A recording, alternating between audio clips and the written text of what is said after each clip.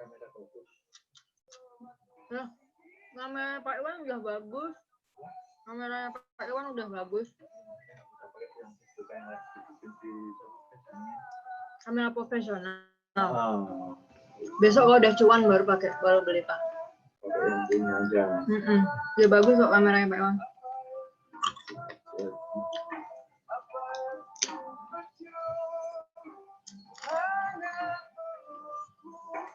Padahal besok aku masih sepedaan lagi, mas aku ini. Sakit banget ya Allah.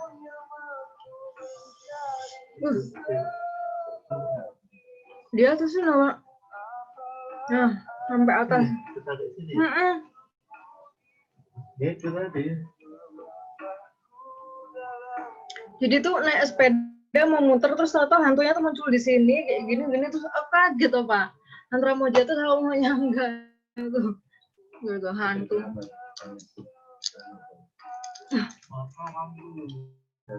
Darling itu sebelum aku baca itu.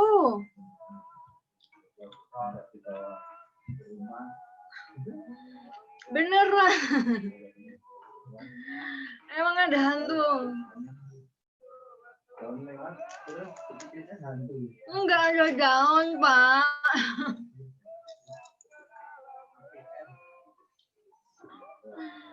Emang itu hantu. Aroma nafas. Ini hantu, padahal itu tadi hanya bayangan daun sato.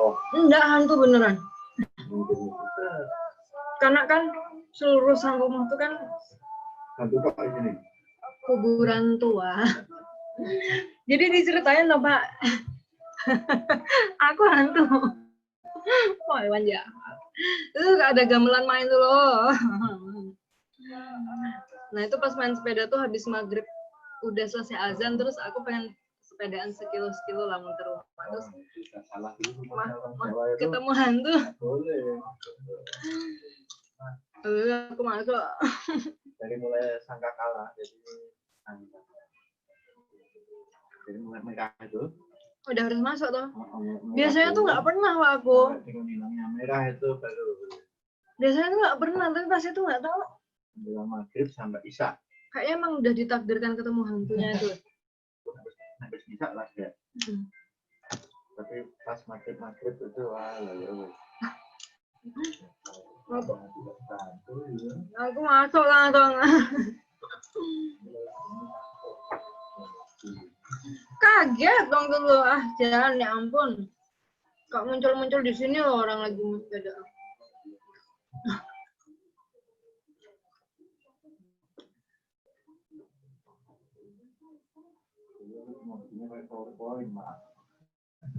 Ada sini.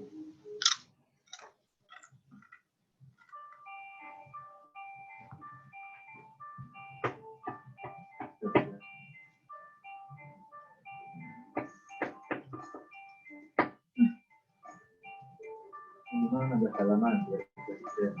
Sudah bolak-balik. Kenapa balapan dari sini? Apa boleh? Kemudian dari itu bolak-balik. Itu 4 kali 1 lembar itu 4 halaman.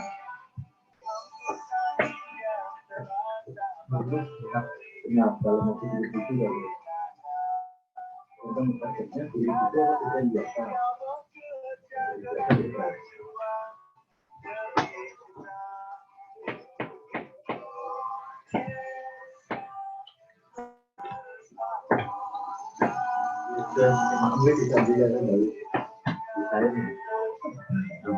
Geriel Pak dia.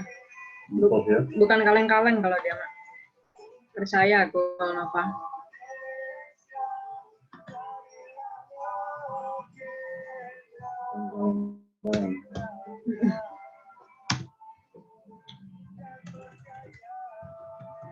Belum mulai?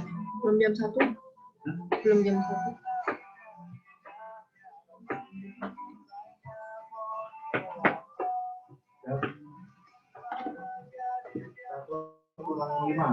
Mana? Baru 12:30 lewat 5.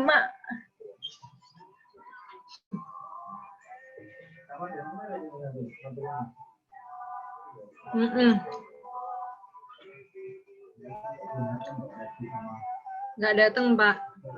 Nggak. Dari rumahnya.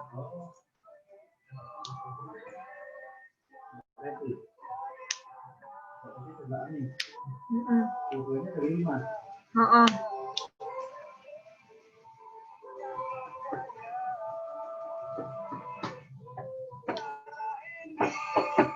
Nesha, aku halilintamu rindu.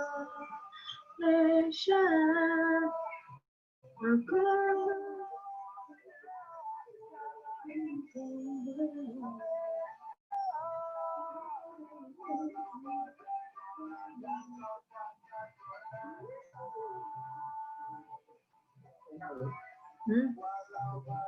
enak loh.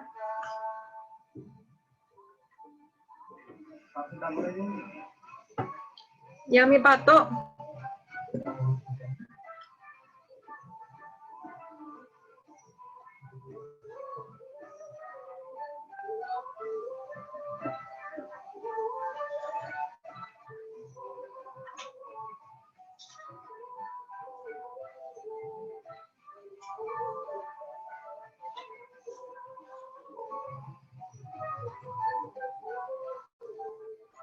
Ini kan loh.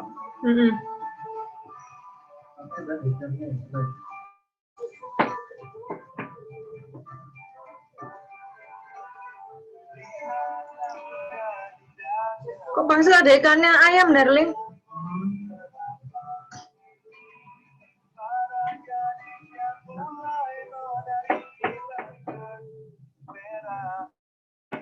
Untuk Indonesia.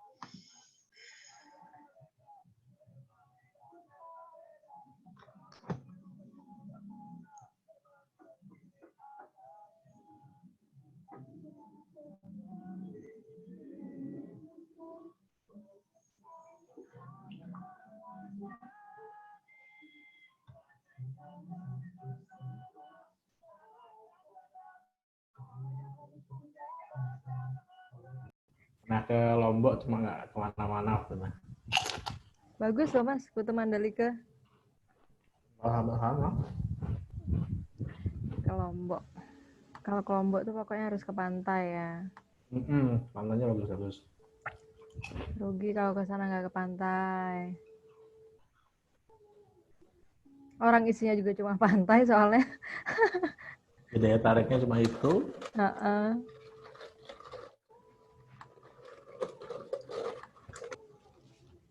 Kalau ke Bali masih ada pilihan.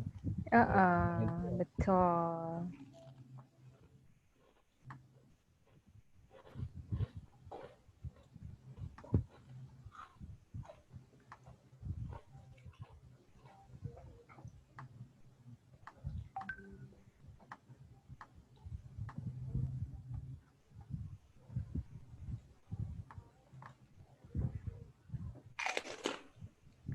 Seperti biasa, kita masih menunggu. Kita tunggu dulu, aku juga lagi ngunyah ini. Aku juga punya. Sama nggak kita? Aduh. Pangsit. Gorengin kerupuk nasi. Oh, itu namanya ini Mas. Apa namanya? Apa? Apa Mas namanya itu? Kerupuk nasi itu? Kerupuk gendar. Legendar ya? Bukan ya? Gendar. Gendar ya?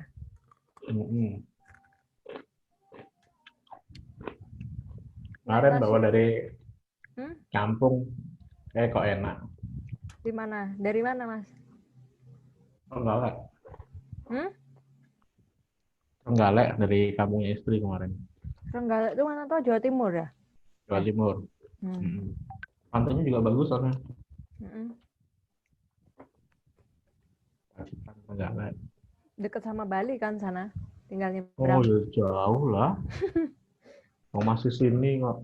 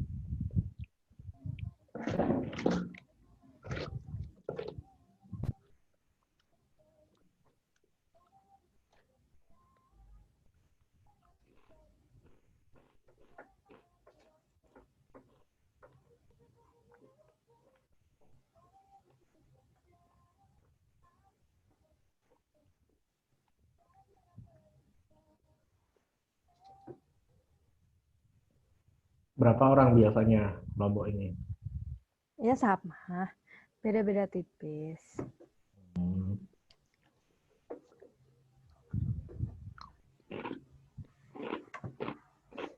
Kadang tapi kalau Lombok itu ada yang kalau kemarin ya bulan-bulan lalu tuh ada yang sambil ngerias jatilan tuh loh Mas. Oh, Nah, ada yang usahanya itu jadi dia ikut pelatihan tuh sambil ngerias anak yang mau pas main ada jati. pas ada project Oh, oh. sayang kalau ditinggal. Ada yang sambil jualan gorengan Hmm. gitu-gitu sih. Soalnya masih ditutup juga. Ada yang punya resto di pinggir pantai.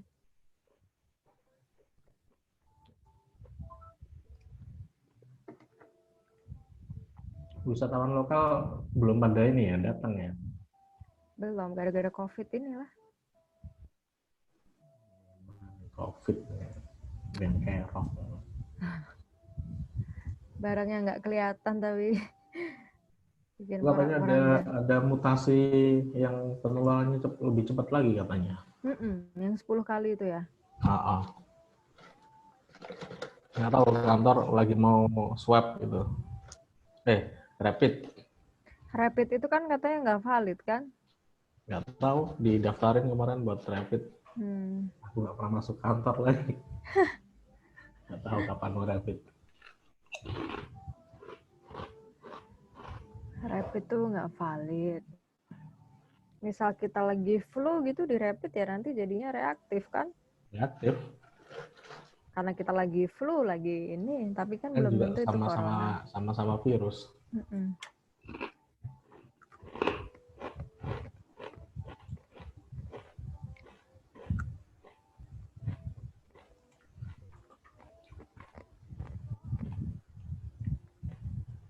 Dua jam bikin konten Mas, 2 jam makan kerupuk gitu. Kemarin kan ada 2 jam nggak ngapa-ngapain tuh viral ya. Kita bikin 2 jam makan kerupuk. Kembung itu perut jadinya. Ini aja aku habis makan kerupuk kayak gini siap-siap segar dingin. Kenapa? Nggak tahu kalau udah kena minyak itu pasti panas Gatel dalam. ya? Panas Gerok, dalam, Mbak. Ini panas itu di perut terus naik ke paru-paru. Kayak asam lambung gitu. Kayak asam lambung. Suka pedas, suka berminyak. Tapi sekarang kalau udah makan itu, pokoknya udah harus nyiapin aja itu. Kalau enggak nggak nyaman sekali. Pedes itu nikmat kok. Bilangin. Aku kalau makan nggak ada pedes tuh, aduh, bagaikan pergi keluar rumah nggak pakai alis. Sumatera pantas. Sumateranya mana tuh? Padang, di Pandega. Jauh, aku di Lampung. Di Lahat aku. Lahat. Masih ke utara. utara Lagi. Dari Lampung utara. Kalau naik darat 12 jam. Kalau tempatku dari Bandar Lampung 8 jam ke rumah. Di mana Mas rumahnya? Wekangan. Banyak gajah dong di sana. Gak ada, Wekangan tuh memang tetanggaan sama Wekambas. Tapi gajahnya masih ada nggak ya? Kayaknya udah terakhir aku ke sana tuh tahun kapan ya? Pas temanku meninggal. Udah lama ya. 8 tahun. Kalau 8 tahun. 4 tahun yang lalu. Masih mungkin. Aku juga nggak tahu, nggak pernah ke sana. Habis SMP langsung ke Jogja, udah nggak pernah balik. Balik paling tahun sekali aja nggak tahu. Biasa gitu sih kalau dari Sumatera merantau ke Jawa, pulang setahun sekali Mas. Aku dulu zaman sekolah, masih sekolah kan, setahun sekali juga pulangnya. Balik kampung. Pas liburan kenaikan kelas. Emang SMA-nya di sini? SMA-nya di sini aku. Di mana? Di Stero. Di Seladus. Yang ini ya, Belakang Els itu ya. Mana? Yusman Yudak. Hah? Di ini, jembatan. Dokter Sutomo. Oh, nah yang sana. Mm-mm. Yang cewek semua. Aku di 11 SMA. SMA 11. Hmm. SMA 11 tuh di mana sih, Mas? Aku tuh nggak hafal-hafal SMA angka-angka tuh. Itu ke utara. Utara tuh mana? Ke utara mana? Arah Kaliurang. Tugu ke utara. Tugu Setiap ke kali nanya kan, Mbak, di sini nanya arah kan kalau di sini. Bu, ini kemana? Ini ke sana belok utara terus nanti ke barat. Aduh, mau nangis aku nggak ngerti karena aku arah utara barat. mana ya? Itulah komplek Jalan Dokter Sarjito itu. AM Sangaji. KM Sangaji tahu. Ke arah Hayat itu ya. Menteri. Nah, timur sebelum Hayat kalau dari Tugu. Perapatan itu tempatan. Ya, ya, ya, ya. Sering banget di sini utara barat. Aduh. Kalau di Sumatera mana ada Mas utara barat gitu kan? Belok Sultan Kulon. belok kiri, habis kiri lurus, lurus terus kanan, maju dikit. Isi. Punya siapa?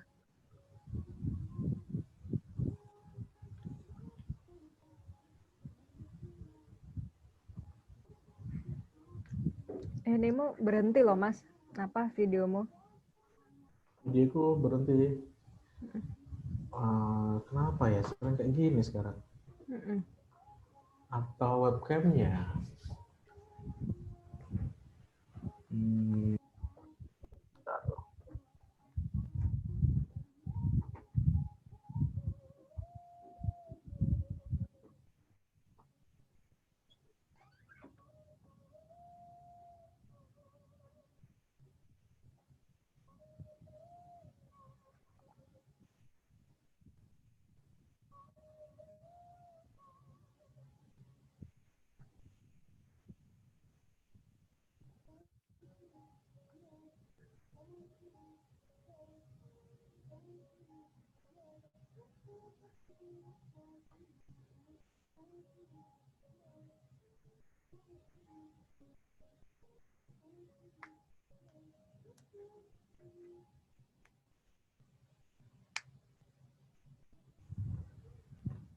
Nah, Oh, sering. kadang berhenti dia. Makanya itu. Hah? Makanya tuh baru aku pakai di Bakti aja kayak gini. Biasanya enggak. Biasanya enggak. Biasanya enggak. Kenapa ya? Oh, kabel-kabel gua ada yang oblak. Paling Coba nanti gua ngoprak. Ini sih gara-gara jual webcam nyari untung tinggi sih kemarin. terus jadinya kayak gini. Ini kayak gini. Ini cuma webcam 200-an ini. Oh. Karena kan punya yang Pro Logitech itu. Bagus loh Mas itu Logitech. Bagus banget buat streaming YouTube juga. Bagus banget ini gambarnya. Nah, karena kantor nyari tuh, tawarin aja aku naikin. Beli 1,8, aku jual 2,6. Ini Kapok-kapok lah. Lombok.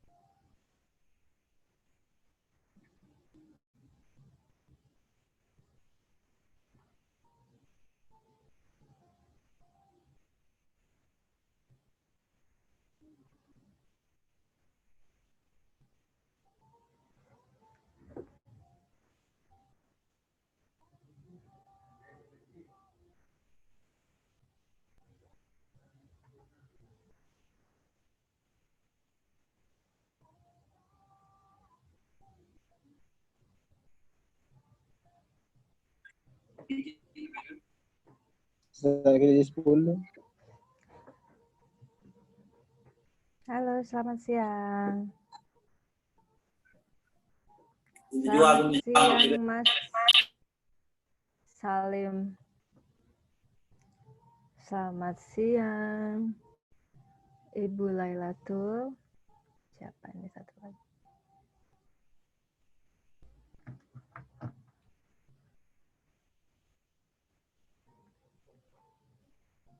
Bukan Bu, Mbak. Mas Oh, itu. salah Mas, maaf. Mas Lailatul ya. Kita ketemu lagi. Ini Ibu Ekawati bukan ya? Jangan-jangan salah juga.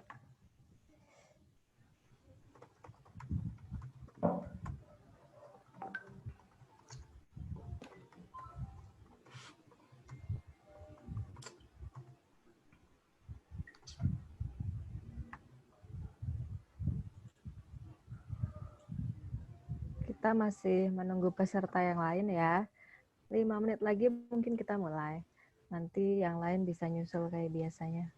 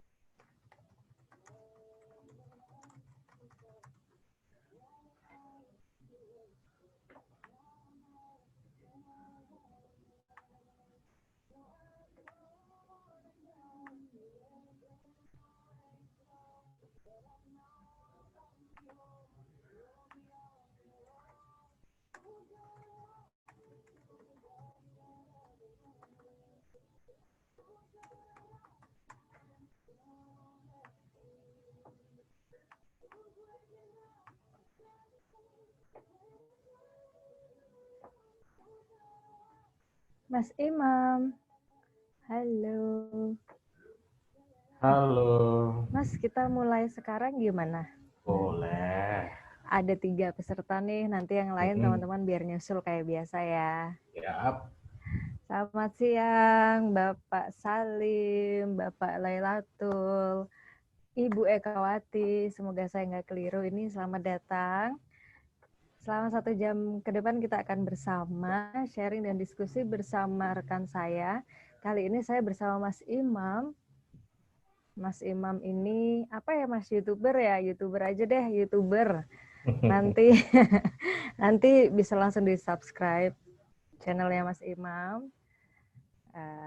Kalau mau tanya-tanya boleh di akhir sesi setelah materi selesai atau dengan input di kolom chat yang ada di bawah. Begitu, terima kasih. Silakan Mas Imam.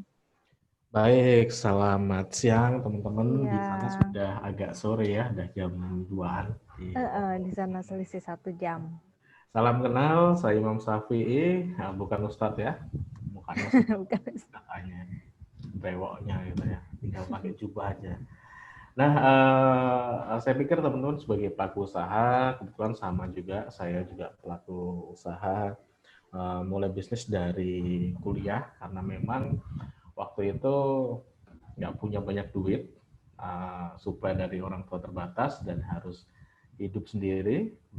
Saya dari Lampung merantau ke Jogja, terus dari Jogja saya kuliah ke Bandung, dan semuanya berusaha untuk bertahan menghidupi diri sendiri dari proses itu. Nah, dari sanalah saya belajar bagaimana jualan, bagaimana melayani banyak orang kayak gitu. Sampai suatu ketika saya pulang ke Jogja, saya bawa pulang usaha saya dari Bandung, salah satunya yaitu tempat bikin kaos. Nah, 2010 pulang ke Jogja, investasi macam-macam, beli alat, beli mesin kayak gitu, produksi. Cuma merasa pemasarannya agak terbatas karena ya yang beli hanya sekitar orang-orang kenalan saya aja, jaringan saya aja yang jumlahnya juga nggak banyak-banyak amat. Nah, dari sanalah berpikir gimana caranya kaos saya ini bisa menjangkau ke banyak orang kayak gitu. Nah, dari sana mencoba untuk belajar digital marketing. Oh ya, sebentar, saya mohon izin untuk nyolokin kabel cas. Sebentar, teman-teman.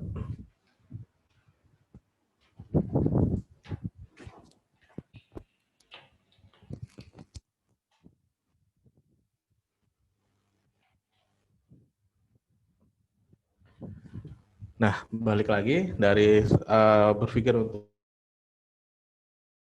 gimana caranya masarin produk ke lebih banyak orang, dari Jogja bisa menjangkau ke Aceh, ke Papua, ke Lombok. Saya sering dapat orderan dari Lombok, dari beberapa instansi di sana, Papua, dan sebagainya. Nah, caranya gimana ya waktu itu? Nah, waktu itu media sosial ada, cuma di zaman-zaman itu media sosial masih terbatas. Adanya Facebook itu masih di awal-awal. Friendster itu ya peralihan antara Friendster dan Facebook waktu itu. Dan nggak tahu juga Facebook itu bisa digunain buat masarin produk atau enggak gitu. Waktu itu belum begitu menguasai kayak gitu. Taunya caranya satu-satunya waktu itu bikin website. Katanya kalau dengan website itu toko kita bisa 24 jam. Toko kita bisa diakses oleh orang sedunia. Terus biayanya murah. Nah, dari sanalah tertarik untuk mempelajari website. Otodidak bikin website gratisan pakai Blogspot, mulai dapat hasil dari Blogspot, mulai migrasi ke WordPress, beli domain, beli hosting, otodidak bikin. Dan memang pada akhirnya kaos itu jadi booming, dapat orderan luar biasa banyak. Nah, dari sana berkembang. Oh, berarti saya ini kalau jualan produk lain bisa dong. Tidak harus kaos aja. Karena mencoba di kaos saja hasilnya lumayan. Apalagi kalau saya mencoba untuk bikin yang lain. Nah, pada akhirnya bikin banyak website. Nah, sampai sekarang ada beberapa website yang masih saya openi karena masih menghasilkan uang dari sana. Dan 2014 itu mulai booming media sosial Facebook, nah mulai migrasi belajar tentang Facebook marketing, Facebook Ad itu saya pelajari. Nah sampai sekarang lebih banyak mainnya di media sosial, bikin konten marketing. Nah nanti akan kita bahas gimana sih sebetulnya cara memasarkan produk itu lewat sosial media. Nah, saya coba mau share screen dulu.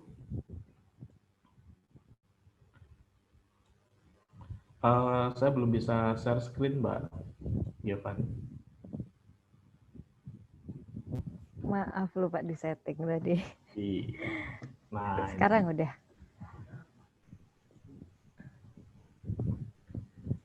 Share screen saya masuk ya? Masuk. Oke. Nah, pertanyaannya kenapa sih saya kok memutuskan untuk ke dunia digital, ke online marketing? Nah, ini teman-teman. Ini data saya ambil dari wearesocial.org, memang mereka concern di konsultan digital kayak gitu. Ini data dari awal tahun kemarin 2020. Itu menunjukkan bahwasanya jumlah penduduk kita itu yang 270 juta sekian jiwa gitu ya. Itu penetrasi penggunanya itu cukup menarik. Lebih dari 60% pengguna atau masyarakat Indonesia itu pakai internet setiap hari. Itu artinya sebetulnya kalau kita ngomongin size market atau ukuran pasar di Indonesia itu cukup gede sekali. Kita nggak perlu, kalau saya sendiri, kalau teman-teman biasanya pada tren tuh, yuk ekspor, pasar ke luar negeri dan sebagainya. Kalau saya lebihnya, ngapain aku harus pusing-pusing mikirin pasar ekspor, sedangkan pasar lokal kita aja gedenya sebegitu. Bahkan saya punya teman yang dia ngomong, sebetulnya kalau ngomongin pasar ekspor tuh nggak perlu aneh-aneh, lebih mudah garap dibandingkan kita garap pasar lokal. Kalau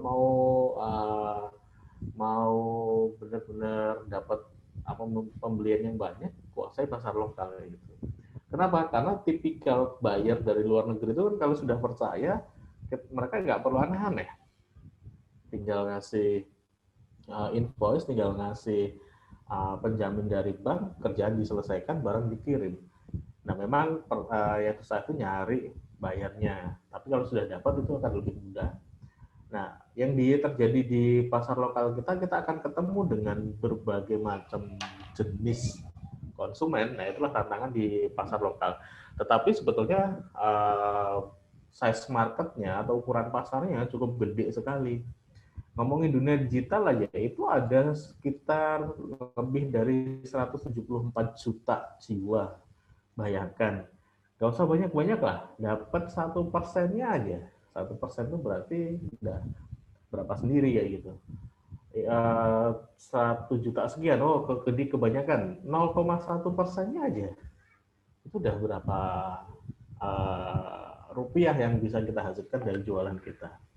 Nah, aku mau bilang, kenapa saya masuk ke dunia digital, yaitu pangsa pasar di kita itu sebetulnya marketnya gede sekali. Dan kalau kita lihat, ini kita tipikal atau yang namanya habit masyarakat kita di dunia digital, itu rata-rata teman-teman sadar nggak sadar itu setiap hari lebih dari sepertiga hidup teman-teman. Ini rata-rata ya, rata-rata masyarakat Indonesia. Lebih dari sepertiga hidup teman-teman itu ada di internet. Kalau mau nyoba ngitung, coba aja. Sehari itu atau sejam itu berapa kali buka handphone? Teman-teman hitung. Terus yang kedua, sekali buka handphone itu berapa menit? Terus berikutnya, di handphone tuh ngapain? Ada nggak aktivitas yang non-internet? Pasti semua aktivitas, kalau basisnya adalah Android seperti ini, itu adalah basisnya internet. Nah, hidup kita lebih dari sehari, kalau di total yang sedikit-sedikit tadi, itu lebih dari sepertiganya ada di sana. Dan yang menarik lagi, pengguna internet di Indonesia yang 170 juta sekian itu 74%-nya itu buka Google hampir setiap hari. Oh iya. Buka Google buat ngapain? Ya buat macam-macam, nyari informasi, stalking produk, belanja, nyari info produk dan sebagainya. Saya pikir teman-teman juga pasti hampir setiap hari buka Google. Inilah lebih ya, datanya udah menunjukin di angka 74% bahwasanya mereka buka Google. Nah pertanyaannya, bisnis kita itu ada di sana nggak sih? Jangan-jangan nih kita hanya sering buka Google aja tapi bisnis kita nggak pernah ada di sana. Nah kalau nggak ada di sana, ya gimana teman-teman mau menjangkau pasar yang 175 juta tadi? Nah, kalau aku mau bilang saat ini kalau mau menguasai pasar di dunia digital, teman-teman harus kuasai Google. Maksudnya menguasai gimana, Mas? Ya, bisnis teman-teman harus mudah ditemukan di Google. Caranya gimana? Ada beberapa cara yang bisa teman-teman gunakan sebetulnya. Kemarin sudah belajar tentang Google Business School kalau nggak salah. Nah, salah satu cara termudah untuk ada di Google halaman pertama itu dengan Google Business School. Nah, kemarin kalau teman-teman sudah install, sudah bikin akun, sudah apalagi ya, sudah minta verifikasi, langkah berikutnya apa? Langkah berikutnya dikelola, dioptimasi. Sering-seringlah posting, sering-seringlah upload foto atau video di sana, video-video pendek, atau sering-sering minta orang untuk ngasih review. Nah, aktivitas-aktivitas tersebut akan mengoptimasi si Google Business School teman-teman itu agar lebih mudah muncul di halaman pertama Google. Itu paling mudah dan paling gratis bisa teman-teman gunakan. Terus yang kedua, teman-teman bisa pakai website. Kemarin kalau nggak salah juga bikin website juga ya dari Google Site ya. Nah, teman-teman bisa menggunakan website sederhana nggak apa-apa, tetapi dikelola juga, dioptimasi agar teman-teman ketika orang ngetikin misalnya bisnisnya itu apa kain di Lombok itu ada kain apa ya, kain tenun Lombok kayak gitu, maka yang muncul itu ya bisnisnya teman-teman, bukan bisnisnya orang lain kayak gitu. Nah, itu caranya dioptimasi. Harus nyari kata kuncinya, bikin artikelnya, sering update, dan sebagainya. Dulu saya panen raya dari internet itu ya menggunakan strategi tersebut. Bahkan sampai sekarang, strategi tersebut saya gunakan untuk beberapa platform digital saya. Saya bikin konten di YouTube, rata-rata pendatangnya itu orang-orang baru yang dengan kata kunci masuknya. Saya kebetulan mengembangkan aplikasi semacam e-book kayak gitu, sudah ada sekitar 4 atau 5 e-book, tapi yang tayang baru 2, itu basisnya juga kata kunci. Jadi kalau teman-teman misalnya mau belajar tentang YouTube, saya punya aplikasi namanya Kelas YouTuber, cara sukses menjadi YouTuber. Silakan searching di Play Store, nanti ketemu dengan aplikasi saya yang logonya kayak kapal atau pesawat dari kertas kayak gitu. Nah, itu itu yang gue pakai juga strateginya adalah SEO.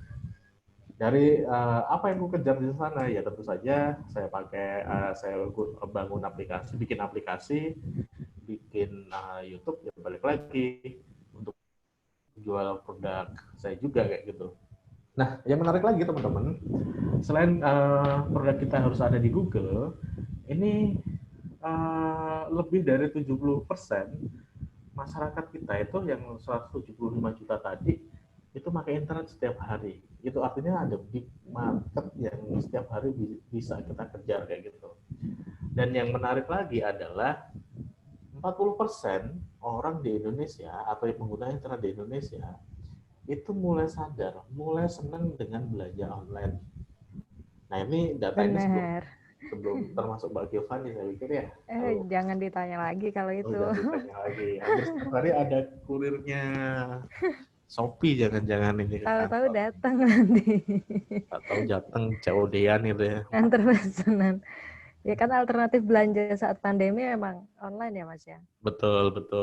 Nah di pandemi ini habitnya lebih naik lagi. Bang saya belum dapat data nih yang pandemi berapa. Tapi sebelum pandemi aja udah 40%. Nah, Wih. sebelum waktu pandemi kita dituntut dipaksa untuk masuk ke dunia digital, termasuk pembelajaran.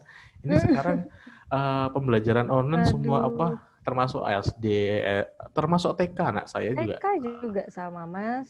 Iya, anak saya di Budi Mulia itu udah setiap hari Pusing ya. pegang internet, ibunya yang pusing. Ya, ya karena memang pembelajarannya itu. Jadi orang yang Iya. dulu nggak tahu internet itu dipaksa untuk masuk ke sana. Mm-mm. Dan saya pikir nanti kalau ada data lagi di 2020 akhir atau 2021 awal nanti, saya pikir pengguna internet di Indonesia melonjak drastis. Dan Iya. yang pola pembelian dari online itu juga naik drastis. Nah, itu artinya ini ada potensi yang sangat gede, ada peluang yang sangat gede nih. Sayang kalau teman-teman sudah punya bisnis, tapi nggak di strategi digital ini nggak dioptimalkan. Ya, aku mau bilang saya sendiri mengalami ini, saya sendiri menggunakan atau mempraktekkan ini dan hasilnya luar biasa kayak gitu. Dulu saya hanya jualan kaos, untungnya per kaos itu 10.000. Itu omsetnya bisa lumayan gede kayak gitu. Saya ada temen namanya Bang Surgana, jualannya tas kertas, yang harga tas satu tas kertasnya itu paling 2.000-3.000, tapi omsetnya dia gila-gilaan per bulan sampai sekarang. Jadi ya kita apapun produknya, mau nggak mau, kalau sebetulnya kita mau ngobrol dunia digital, saya pikir itu peluang bagi teman-teman, itu potensi market yang bisa dikejar oleh teman-teman kayak gitu. Nah, ngomongin soal media sosial, sebenarnya kan kalau ngomongin platform itu ada banyak. Teman-teman kalau di dunia digital itu bisa pakai Google Businessku, udah diajarin, bikin website udah diajarin. Terus selain itu marketplace, saya nggak tahu marketplace diajarin nggak? Diajarin. Marketplace enggak, belum. Belum. Nah, Udah Mas. Udah kemarin di Kemarin sudah. Bukalapak kalau kita. Oh, udah ya sudah belajar. Ada Bukalapak, ada Tokopedia, ada Shopee. Nah, itu bisa dioptimalkan. Saya juga jualan kok di Shopee, di Bukalapak. Jualan apa, Mas? Saya jualan buku sama jualan kalau pas ada barang-barang yang harus aku jual ya aku jual di sana. Yang pasti buku itu saya jual di sana, sama beberapa pelatihan aku jual di sana juga. Keren. Ya maksudku itu platform yang bisa kita pilih. Nah, salah satu platform lagi yang bisa kita pakai teman-teman itu ada media sosial. Nah, ini media sosial yang banyak dipakai di Indonesia nih. Ada banyak sekali sebetulnya, tapi yang memang aware banget, hampir semua punya, itu salah satunya YouTube. Itu bahkan penggunanya paling tinggi di Indonesia, YouTube ini. Memang pertumbuhan orang menonton itu, tren konten ya, tren konten itu memang rata-rata di video, sekarang di video sama podcast sih, sama audio. Lari ke podcast nanti. Nah, YouTube itu termasuk salah satu media sosial yang paling tinggi digunakan di Indonesia. Itu artinya sebetulnya teman-teman daripada teman-teman ini hanya nonton setiap hari, nonton videonya Pak Dul lah, nonton videonya podcastnya Deddy Corbuzier lah, apalagi itu yang sering trending tuh si Rizky Bilar sama siapa itu. Aduh, itu sampai sekarang ya gitulah. Namanya aja selebritis ada yang digoreng ya Mas ya. Makanya. Digoreng biar tambah garing. Makanya itu, daripada hanya sekedar nonton, ayo gitu. Bisa manfaatin YouTube untuk jualan. Nah ini saya juga kenapa saya pada akhirnya pakai platform YouTube untuk mulai menjual. Itu awalnya simple. Awalnya waktu itu kita kan waktu itu kalau nggak salah Pilkada Jakarta ya, keruh sekali suasananya, pecah sana sini gitu, perdebatan macam-macam, media sosial panas itu. panas banget. Dan terus yang kedua, saya menemukan beberapa contoh orang-orang yang dia itu mau di media sosial sepanas apa, mereka ini tetap bikin sesuatu yang mengedukasi. Contohnya Mas Erik Sukamti. Mas Erik tuh siapa sih kalau orang lihat orangnya tatoan, Kalau celengean nggak kenal kayak gitu memang. Wah, betul makanya. Kalau tak kenal memang gitu. Makanya itu saya kebetulan menemukan beliau lewat konten-kontennya gitu. Oh iya, Mas Erik yang kayak gini gitu lah, yang Mas Erik. Ternyata kayak gini gitu kan. Ternyata beliau tuh concern banget ke soal pendidikan. Nah, dari sana terinspirasi nih. Wah, saya nggak boleh nih, nggak bisa nih hanya nonton aja. Saya harus juga ikut memberikan warna sesuatu bagi Indonesia. Nah, makanya waktu itu bikinlah vlog pertama yang kalau sekarang ku tonton malu-maluin. Mana coba Mas? Coba dong yang pertama kayak gimana nih? Vlog pertama Jadi cari aja di penasaran. channel nanti cari. Sumpah malu-maluin gapleki sekali gitu bahasa Jawanya. Nah, tetapi ya itu pintu gerbangku gitu. Pertama kali aku masuk ke YouTube, terus habis itu rutin aja bikin konten, ngasih edukasi soal digital marketing, soal pemasaran, soal bikin brand, soal termasuk Google Bisnisku, tips-tips ada di sana. Nah, konten rupanya setelah 1,5 tahun itu mulai menghasilkan. Iklan masuk, endorsement masuk, terus klien itu masuk. Nah, itu artinya aku mau bilang, ya daripada kita hanya nonton aja, ayo kita bisa pakai ke platform ini untuk jualan produk kita. Terus yang kedua tuh WhatsApp. WhatsApp ini luar biasa penggunanya di Indonesia. Hampir setiap handphone yang ber-iOS ataupun Android itu pasti punya WhatsApp. Dan bisa jadi satu handphone ini WhatsApp-nya itu akunnya lebih dari satu. Saya sendiri di handphone ini ada 3 akun atau 3 nomor WhatsApp di sini. Maka dari itu sebetulnya WhatsApp ini bisa kita gunakan untuk memasarkan produk kita. Apalagi sekarang ada WhatsApp yang namanya WhatsApp Business. Teman-teman kemarin sudah belajar ya bagaimana cara setting katalog, bagaimana cara mengoptimalkan fitur-fitur. Nah itu teman-teman optimalkan. Saya itu jualan buku, waktu pertama kali rilis, itu bisa tembus puluhan juta hanya 2 hari jualan. Lewat apa? Lewat WhatsApp. Kuncinya di mana? Kuncinya ada di database. Database teman-teman itu seberapa banyak? Nah, kalau belum banyak, nah sekarang coba diperbanyak lagi database-nya. Habis database banyak, ya nggak cukup kita punya database banyak. Habis itu bagaimana database ini kita maintenance, kita kelola. Dengan apa? Dengan mengirimi pesan, say hello, dan sebagainya. Itu dikelola sambil sambil memasarkan produk kita. Itu powerful untuk memasarkan bisnis kita atau produk kita. Terus berikutnya teman-teman bisa pakai Facebook ataupun Instagram. Ini 2 platform yang mirip-mirip ini sebetulnya. Dulu waktu 2016-2015 itu booming-boomingnya online shop. Nah, rata-rata mereka ini mainnya ada di Instagram. Saat ini gimana? Saat ini pun masih banyak, bukan masih banyak, memang tempatnya juga untuk salah satu tempat jualan di internet. Instagram ataupun Facebook. Ya, Instagram lebih banyak. Namun kalau teman-teman masuk ke sana, sekarang itu dibilang telat ya telat, dibilang nggak telat ya masih punya kesempatan. Kalau teman-teman bisa masuk di 2015-2016, kesempatan untuk kesempatan untuk viral, untuk cepat naik, untuk cepat tinggi itu gede. Tapi kalau sekarang teman-teman masuk ke platform-platform kayak YouTube, Facebook, sama Instagram, kesempatan naiknya ada, tetapi teman-teman harus mikir bagaimana strateginya. Karena nggak bisa lagi kita dengan pola awal-awal dulu, yang penting foto produk terus diposting, nggak bisa lagi kayak gitu. Nah, sekarang ketiga platform ini, YouTube, Facebook, Instagram, itu pola-polanya adalah pola strategi konten marketing. Teman-teman harus mempelajari itu, dan saya nanti akan lebih banyak ngomongin itu. Ya, ini media sosial yang bisa teman-teman gunakan.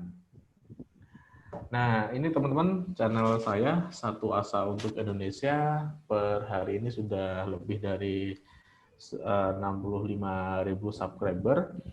Keren. Alhamdulillah naik per harinya hampir 500. Jadi ya inilah efek corona ini, aku juga mau bilang ya jadi berkah juga buatku, karena naik drastisnya itu ya memang nggak bisa kupungkiri gara-gara corona juga gitu. Lebih dari 100% growth-nya, pertumbuhannya nggak hanya angka subscriber, nggak hanya angka viewer, tapi angka rupiahnya pun juga tumbuh, bahkan lebih dari 100% tumbuh angka rupiahnya. Nah, ya mau ngomong alhamdulillah nanti dihujat orang gitu ya gara-gara corona. Iya, mau bilang berkah corona salah nanti kan Mas. Tapi ya Tapi tidak kenyataannya gitu ya.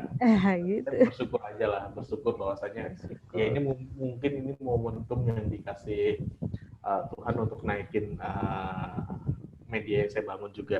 Iya, Nah, memang gitu kan sekarang.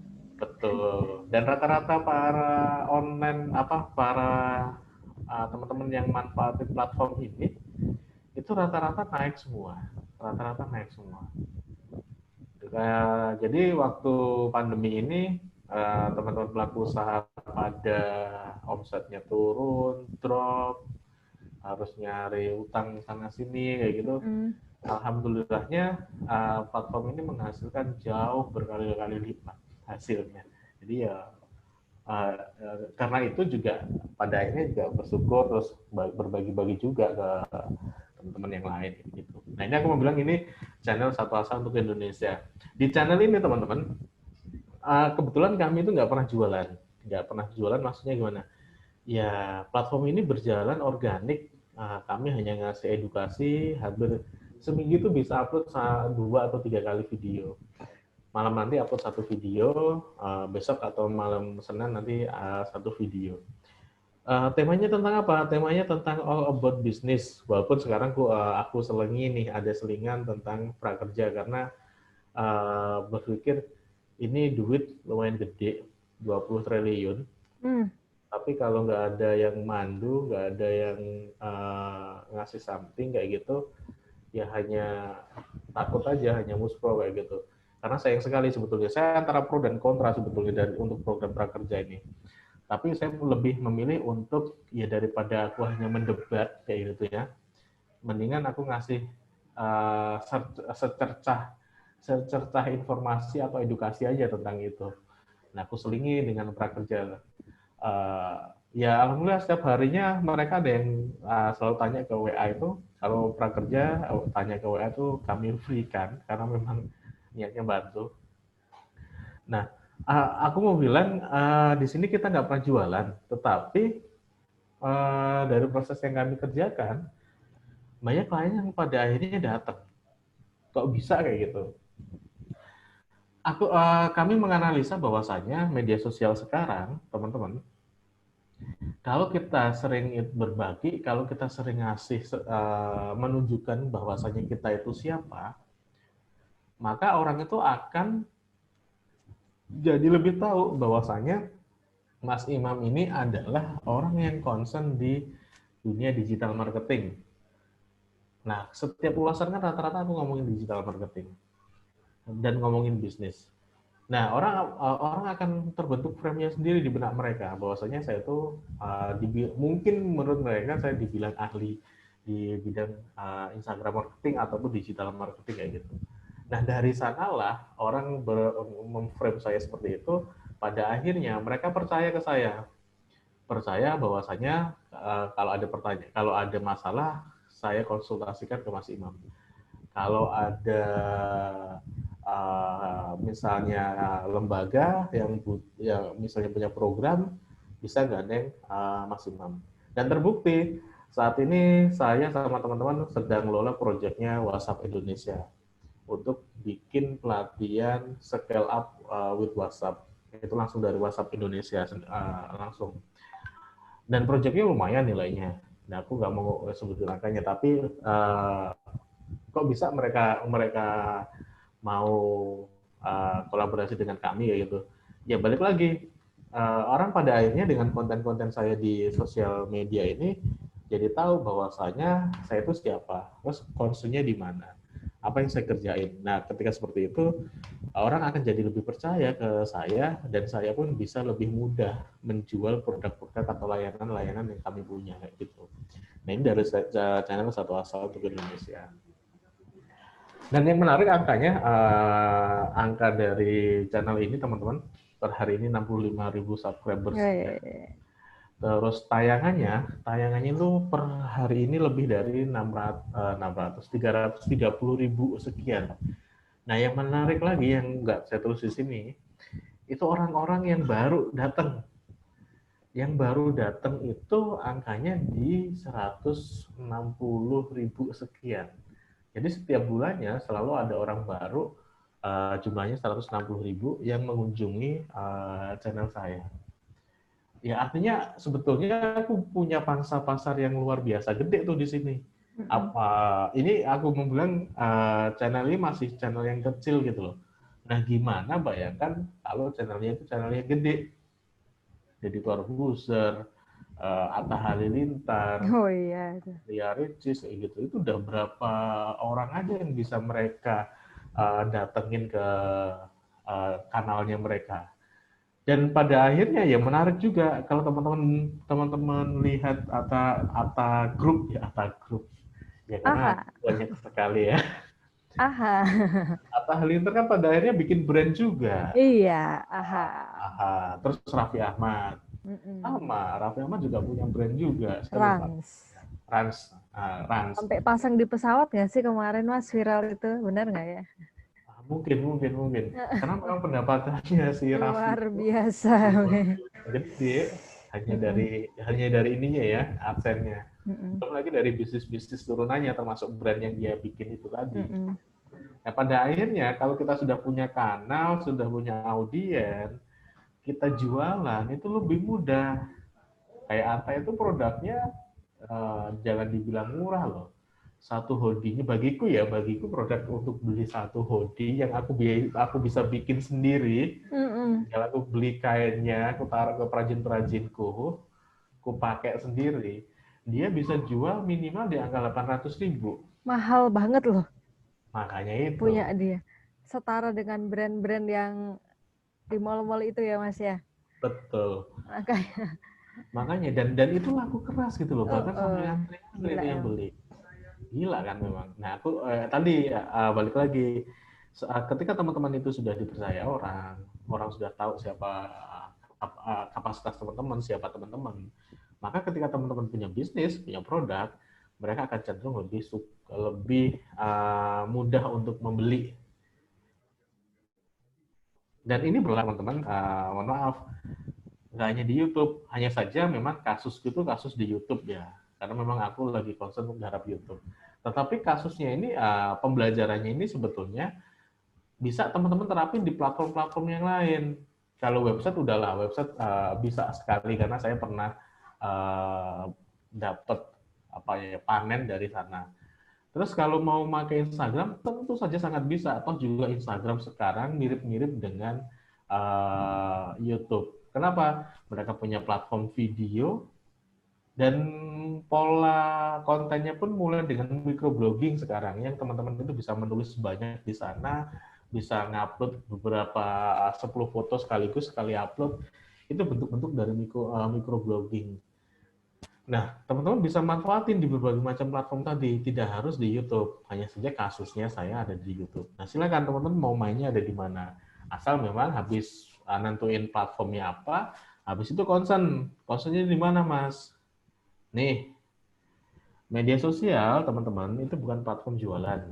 Jadi Facebook, Instagram, Twitter, YouTube itu bukan tempat jualan.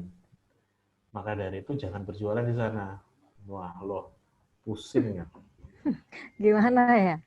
Kok nggak boleh jualan ini, maksudnya gimana nih Mas? Nanti Bahaya. bingung teman-teman. Suruh pelajari sosial media marketing terus nggak boleh jualan itu pusing Oh, tuh. makanya. Padahal kita lihat buka IG aja sih orang jualan semua ya. Makanya. Makanya. Jadi gini teman-teman, kalau teman-teman mau jualan, sebetulnya platform yang paling pas itu ya masuk ke pasar tradisional atau Oh, ke buka lapak di mall. sana. Iya, itu memang tempatnya untuk jualan. Kalau Iya. digital di mana? Kalau digital ya teman-teman bisa buka akun di Bukalapak, Tokopedia, Shopee, Blibli, Lazada dan sebagainya lah. Ada banyak pasar di sana. Itu langsung murni jualan. Nah, tapi kalau di media sosial memang bukan tempat jualan memang, tapi bisa digunakan untuk jualan. Namun ada caranya, nggak bisa langsung jualan terus. Eh, Caranya gimana, Mas? Kunci dari media sosial itu ada di sini, ada di interaksi. Seberapa bagus sih sebetulnya akun kita kalau itu Instagram? Seberapa bagus sih akun Instagram kita itu punya interaksi dengan para audiennya? Jangan-jangan nih teman-teman setiap hari upload foto itu nggak ada yang like, nggak ada yang komen, nggak ada yang share. Ya coba dicek lagi, bagus nggak interaksinya? Semakin bagus interaksi akun teman-teman, itu akan dilihat sama si platform, kalau itu Instagram, akan dilihat sama Instagram bahwasannya akun teman-teman itu berkualitas. Akun teman-teman itu bagus. Nah, ketika akun teman-teman dianggap berkualitas, maka si Instagram itu dengan sendirinya akan memprioritaskan akun teman-teman untuk diapain?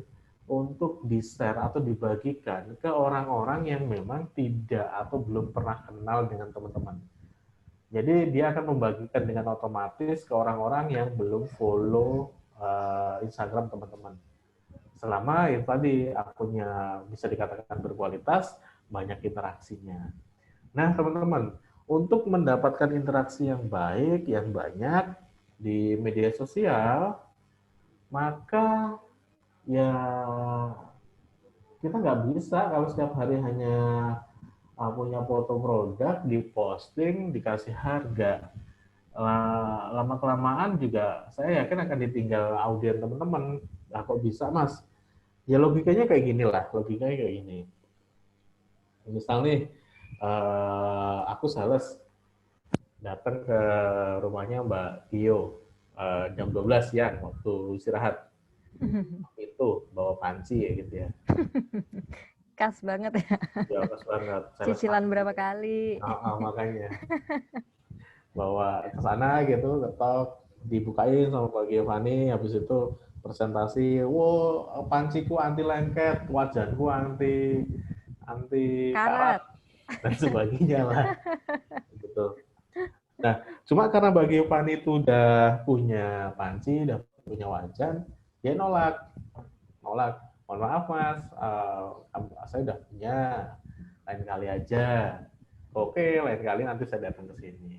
Sebagai sales, kira-kira kapok nggak ditolak? Harusnya nggak Enggak, boleh kan? kapok ya. Sales nggak boleh kapok. Kalau jadi sales kapok, itu artinya teman-teman harus ikut pendidikannya MLM. Wah, bagus sekali itu untuk membentuk. Diacungi jempol kalau memang. Betul. Makanya saya acungi itu teman-teman di MLM. Luar biasa sekali pendidikannya. Wah, gila itu.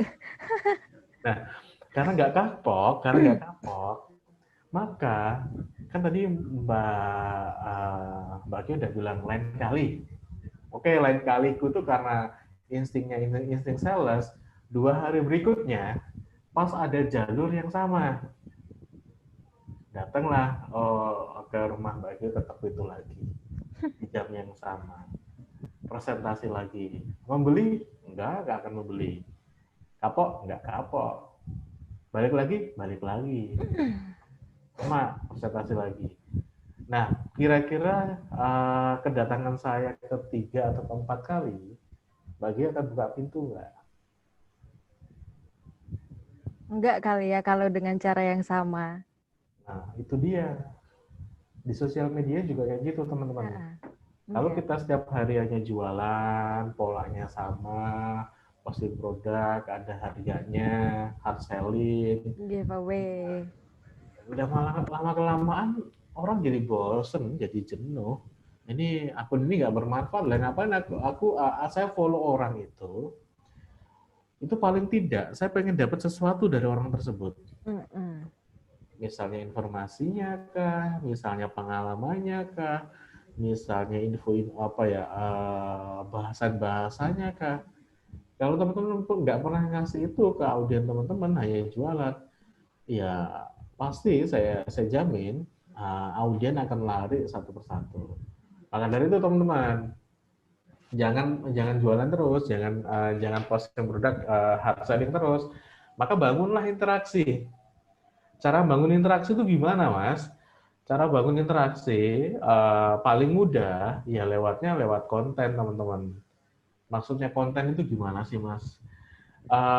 Gampangannya aku mau bilang kayak yang aku kerjain di YouTube ini loh. Coba ini ada beberapa judul loh. Tutorial desain dengan Canva. Itu konten. Terus misalnya cara mudah iklan di Instagram Ads. Itu konten. Terus misalnya lagi cara menghasilkan uang dari internet tanpa modal. Itu konten. Nah, ketika teman-teman berbagi hal-hal yang kayak gitu yang masih ada kaitannya dengan bisnis teman-teman, konten yang aku kasih di channel ini semuanya berkaitan dengan bisnisku. Sebenarnya kan Satu Asa untuk Indonesia itu CV Satu Asa untuk Indonesia. Gerak kami, bidang bisnis kami itu ada di training dan consulting. Training kami beberapa kali menangani corporate. Consulting kami lebih banyaknya kalau consulting memang di skala-skala usaha kecil menengah ya, yang memang mereka sudah mampu bayar. Nah, ini kerjaan kami kayak gitu. Maka dari itu konten yang kuhadirkan pun masih berkaitan dengan seputar jualan kami. Misalnya cara mudah iklan di Instagram Ads. Jualan kami apa sih? Kami punya layanan untuk satu, teman-teman bisa kok kalau misalnya nggak bisa setting Instagram Ads, itu bayar istilahnya minta kami untuk setting iklan. Tarifnya 10-30%. Terus misalnya, Mas aku pengen bisa Instagram marketing atau Instagram Ads, tapi belum bisa sekarang. Gimana caranya? Ya belajar. Nah, kami punya kelas-kelas privat. Satu pertemuan untuk 2 atau 3 jam, itu tarifnya di angka 2,5 juta. Dan itu yang datang, klien-klien dari Jakarta banyak yang datang hanya untuk belajar Instagram Ads. Gimana cara settingnya, gimana cara bayarnya, kayak gitu. Ya itu memang jualan kami. Terus cara menghasilkan uang dari internet tanpa modal, itu jualan kami juga. Jualannya apa, Mas? Sebetulnya saya itu punya platform, saya bukan punya ya, saya itu tergabung dengan platform-platform afiliasi yang dimana saya bisa dapat penghasilan dari sana, dari internet tentu saja. Produknya ada web hosting, Niaga Hoster, Gapura Hoster, ada beberapa itu template website. Nah, di sini, di dalam ini, saya arahin kalau pengen dapat uang, caranya salah satunya bikin website. Bikin website, dioptimasi, dan bla bla blanya. Nanti saya arahin. Nah, teman-teman kalau mau bikin website, bisa kok beli domain dan hostingnya. Nah, beli hosting dan domainnya itu di sini. Nah, aku kasih link sama kode voucher. Nanti kalau beli pakai kode voucher yang aku punya, dapat diskon 10%. Nah, apa yang saya dapatkan? Kalau ada orang yang beli web hosting dari link yang saya berikan, sama kode voucher yang saya berikan, saya itu dapat komisi 70% sendiri. Wih. Ya, lumayan gede. Makanya konten ini setiap bulan tuh mampu menggaji saya untuk konten-konten yang jenis kayak gini itu mampu menggaji saya lebih dari 3 juta. Padahal aku bikin kontennya nggak setiap hari. Belum lagi dari adsense-nya, belum lagi kerjasama. Yang kayak gini kan banyak aku pakai. Salah satu Niaga Hoster aja. Aku dengan Niaga Hoster tuh per bulan minimal di angka 3 jutaan sekian. Ya aku nggak pernah bikin konten, jarang bikin konten sejenis. Paling sebulan atau 2 bulan sekali. Tapi itu ditonton orang terus. Ini video yang cara menghasilkan uang ini kan udah 4 bulan yang lalu. Tapi masih sampai sekarang masih menghasilkan. Ya, Masih dicari orang terus kan? Masih dicari orang terus. Nah, itu balik lagi. Korelasikan konten teman-teman itu dengan bisnisnya teman-teman. Kalau saya memang bisnis realnya itu ada di kaos. Kalau kaos memang aku bikin channel tapi nggak di sini. Belum terkelola dengan baik lah kalau di channel kaos. Nah, balik lagi teman-teman bisa kok mengoptimalkan itu untuk jualan produknya teman-teman. Nah, lanjut. Aku mau kasih contoh deh. Ini aku punya teman namanya bentar.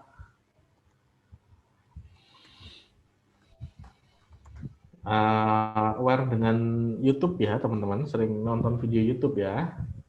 Nah, nanti coba dicari channelnya. Kalau channelku sendiri itu Satu Asa untuk Indonesia. Iya, tadi ada yang nanya. Channelnya apa Mas? Udah tak jawab. Satu Asa untuk Indonesia. Mas Lailatul yang nanya. Boleh di-subscribe, Mas. Subscribe. Wah, aku dapat subscriber lagi. Dapat lagi. Makin kaya aku. Dapat subscriber, dapat uang lagi. Iya. Tapi Mas siapa namanya? Lailatul. Mas Lailatul. Itu bisa kok belajar sendiri untuk bikin channel. Kalau mau, aku punya aplikasi, silakan download aplikasi. Ku cari aja kelas YouTuber, udah komplit tuh di situ, udah kamus tentang YouTube lah di situ, pelajari aja. Itu kalau mau dapat pendapatan dari YouTube. Nah, diinstal, dipelajari di situ. Jadi promo lagi deh. Soalnya nanti kalau Mas Lailatul menginstal kayak gitu, akan ada muncul iklan. Nah, aku dapat juga itu dari iklan. Maaf lah. Dari aplikasi tuh Mbak ya. Aku sih masih kecil ya. Tapi aku punya temen namanya Bang Surgana. Per hari tuh hampir tembus 3 juta. Hah? Dari aplikasi? Iya. Sehari 3 juta? Iya. Aduh, jadi pengen nih banting setir. Mungkin lah aplikasi. Nah, maksudku ada banyak cara lah. Ada banyak Banting, cara. Mbak, banting. Banting, Mbak. Siap, Mas Salim. Banting. Nah, yang pakai platform digital, ini aku punya teman namanya ini Dr. Pipin, Dr. Gigi Pipin. Ini Mbak Pipin ini dokter gigi memang. Ini murid di salah satu kelas yang saya bikin. Memang waktu itu belajarnya tentang bagaimana bangun brand lewat video kayak gitu ya. Nah, pasca kelas dia datang konsultasi rutin, hampir setiap minggu datang gitu konsultasi, saya kasih PR, dia balik lagi, kasih PR, dia balik lagi, dan luar biasa 3 bulan atau 6 bulan berikutnya yang tadinya subscribernya hanya 200.000 itu sudah mencapai 2.000-an. 3 bulan kalau nggak salah, 3 bulan berikutnya itu sudah sampai 2.000-an. Dan ini berjalan sampai sekarang di angka 38.000. Dan yang menarik adalah Dr. Gigi Pipin ini cerita ke saya, nyari waktu itu jauh-jauh datang hanya pengen mengucapkan terima kasih kayak gitu. Apa yang dia ceritain bahwasanya kliennya dia itu semakin banyak yang datang ke kliniknya beliau ini punya 2 klinik. Yang datang ke kliniknya beliau ini jadi lebih banyak. Dan menarik lagi, yang datang itu nggak hanya dari lokal Jogja, tapi banyak juga yang datang dari Jakarta ataupun Surabaya ataupun Bandung. Padahal di Jakarta kayak nggak ada dokter gigi aja. Pasti banyak. Tapi pertanyaannya kenapa harus ke dokter gigi Pipin kan gitu. Nah, rupanya audien itu juga bakal memahami bahwasanya dokter gigi Pipin itu orangnya gimana sih. nyaman nggak, mau diajak ngobrol gimana, layanannya gimana. Nah, dari sini beliau bisa mengkonversi menjadi orang datang ke kliniknya beliau.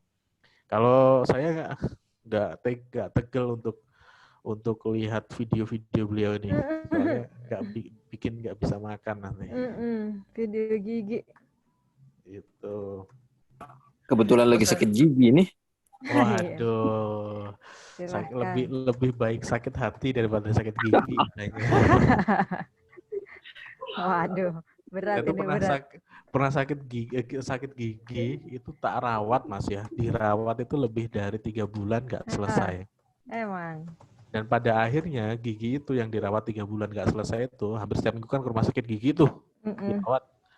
Aku cabut coba, udah saking stresnya aku. Aduh, aku pernah loh dimasukin pen itu kan Mas, dimasukin nggak dulu? Dimasukin pen, dibor, disterilin, mau ditutup lagi kan gitu. Itu udah sampai ke akar-akar. Nah, akarnya dimatiin. Cuma 3 bulan tuh nggak selesai. Aku kan capek juga harus tiap minggu ke bolak-balik dokter gigi, ke rumah sakit gigi. Belum lagi biayanya. Mahal itu. Lumayan mahal. Ya udahlah. Habis pendapatan dari YouTuber. Itu belum ada pendapatan dulu. Dulu belum ada pendapatan, sedih ya makanya. Sedih waktu itu. Maka dari itu ku cabut aja dan dicabut itu waduh gila rasanya Mas. Sampai tulang-tulang gitu. Kalau sakit hati cuma di hati ya, sakit gigi sampai ke tulang-tulang ya.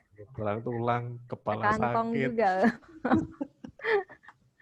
Nah ini ada contoh lagi nih. Ini teman saya juga. Ini namanya Mas Bayu. Mas Bayu ini teman-teman dia ini lulusan UGM, UGM pertanian. Kalau nggak UGM UMI aku lupa ini pastinya. Cuma nggak mau kerja. Maunya ngapain? Maunya dia bertani. Dia punya idealisme orang belajar pertanian kok kerja di bank kayak gitu ya. Oke. Ya, orang belajar pertanian harus terjun ke tani kayak gitu. Betul. Nah, dia balik ke pertanian, dia bikinlah hidroponik, nanam-nanam sayur kayak gitu. Tapi kan hidroponik itu per hari dia nggak luas juga lahannya. Per hari hanya menghasilkan sayur berapa kilo. Dan harga sayur itu per kilo berapa sih sebetulnya? Iya. Nggak banyak. Nah, karena nggak banyak, pada akhirnya dia berpikir gimana caranya aku bisa dapat pendapatan yang lain ya. Nah, mulailah dia bikin konten tentang edukasi hidroponik. Nah, dari sini dia bisa menjual alat tentang hidroponik yang cukup gede. Dari mulai alatnya paralon, full set dan sebagainya kayak gitu. Bahkan termasuk juga bibit-bibitnya dia jual itu. Terus yang kedua, orang yang tertarik untuk bertani hidroponik itu kan banyak. Nah, datang ke dia untuk belajar edukasi dan itu dicas sama Mas Bayu ini. Silakan datang ke Jogja ke workshopnya dia. Tarifnya sekian untuk per pembelajaran. Belum lagi kunjungan-kunjungan. Nah, ini yang dikerjain sama dia. Di sisi lain sayurnya tetap jalan. Setiap hari itu dia punya klien di beberapa hotel di Jogja, tetap supply, rumah makan juga tetap supply. Nah, di sisi lain dia bisa menggali sumber pendapatan yang cukup gede di luar core bisnisnya kayak gitu. Ini Mas Bayu. Bahkan dia punya channel, udah berapa channel aja nih? Ada 4 channel yang lain yang dia pakai, 5 nih. Hidroponik Indonesia, Hidroponik Shop, punya dia sendiri, Bayu Widi Nugroho, hidroponik, sama punya istrinya, Joran Nurseri ini. Nah ini pada akhirnya dia ngembangin channel-channel yang lain gitu. Ya karena dia paham banget bahwasanya YouTube itu nggak hanya sekedar berbagi video, tetapi bisa dipakai untuk menjual bisnisnya dia, menjual produknya dia. Ini Mas Bayu. Ada lagi saya punya teman di Magelang namanya Fahri. Ini dia. Si Mas Fahri ini hobinya nanam anggrek. Nah, biar nggak sekedar hobi, pada akhirnya si anggreknya dia selain dia nikmati sebagai hobinya dia juga jualan bunga anggrek. Dia buka kebun di rumahnya di Magelang sana. Nah, tapi cerdasnya dia gimana ya caranya untuk mengoptimalkan memasarkan si anggrek ini jauh lebih gede, jauh lebih luas lagi. Nah, dia bikinlah konten tentang anggrek di YouTube-nya dia. Apa yang dia bikin? Nah, ini cara tanaman varigata kain bla bla bla. Nah, pokoknya tentang inilah tips merawat anggrek, macan, apa nih? Gramotophyllum. Waduh, bahasanya enggak dong saya. Paku tanduk rusa dan sebagainya. Ya dia bikin konten-konten kayak gitu. Si Mas Fahri ini.